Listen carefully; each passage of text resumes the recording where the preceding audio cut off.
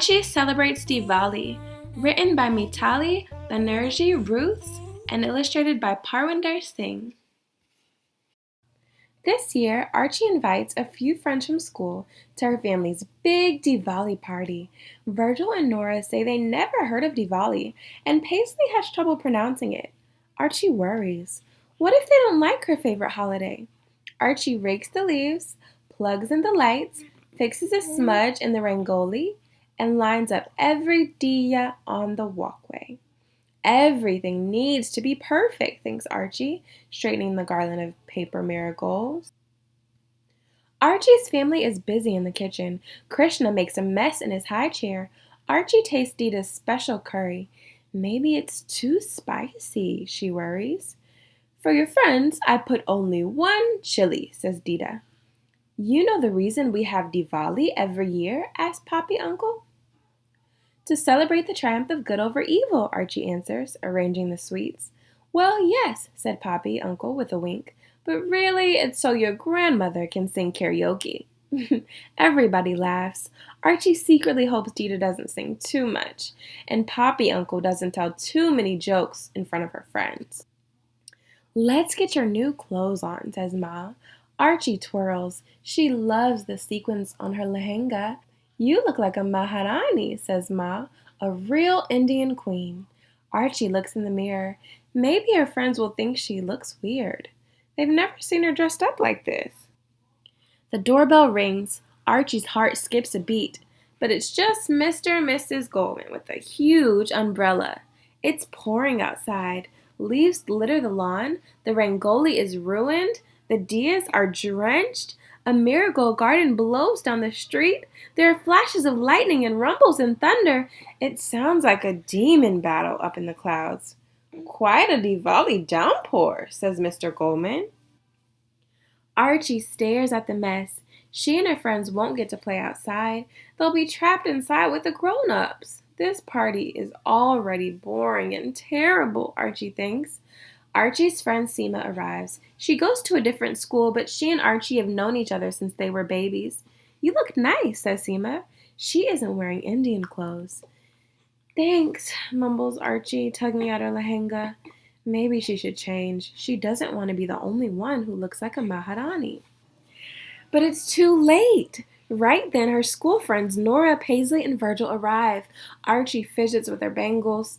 What's on your forehead? Asks Virgil. It's like a sticker, says Archie, for decoration. It's called a bindi, Seema offers. Just then, Paisley sneezes 3 times in a row, and the lights go out. You blew out the power, Virgil says in the darkness. Stay calm, everyone, says Archie's dad. We have candles, flashlights, and plenty of batteries. We can still eat and have a good time, Archie's mom adds. Try a bit of everything, says Dita, handing plates to Archie and her friends. They sit around a lantern like they're camping. Paisley squints at her plate. Archie twists a napkin, waiting for someone to take a bite. Burning, Nora gasped. You need mango lassi, Archie quickly hands her a glass. It's like tongue lotion. Sorry about the food. It's spicy, says Nora, but good.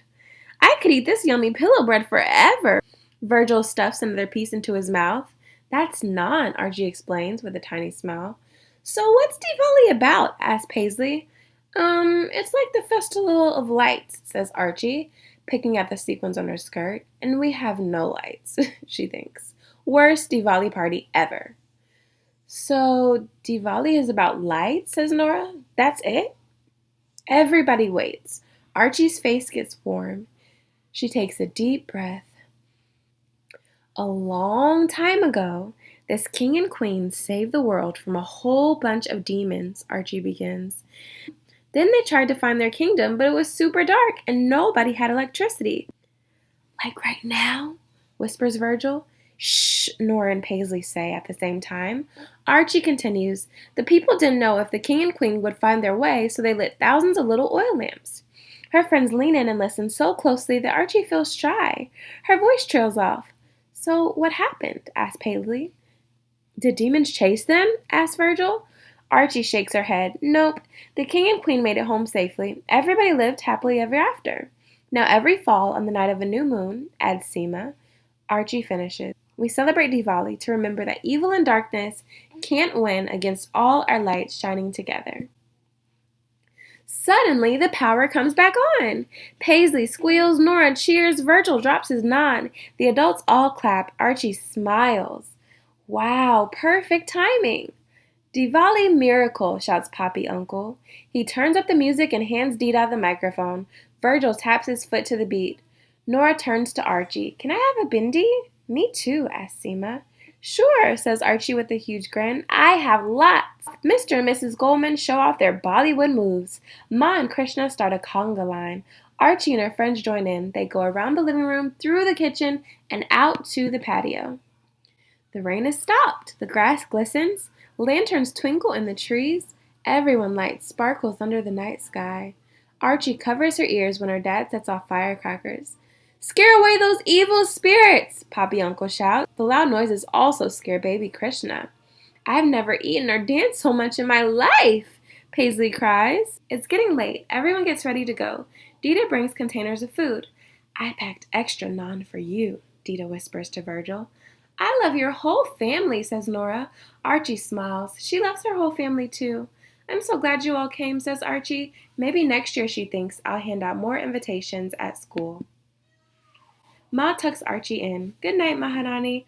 Archie touches the bindi on her forehead and smiles. Happy Diwali, she says. The end.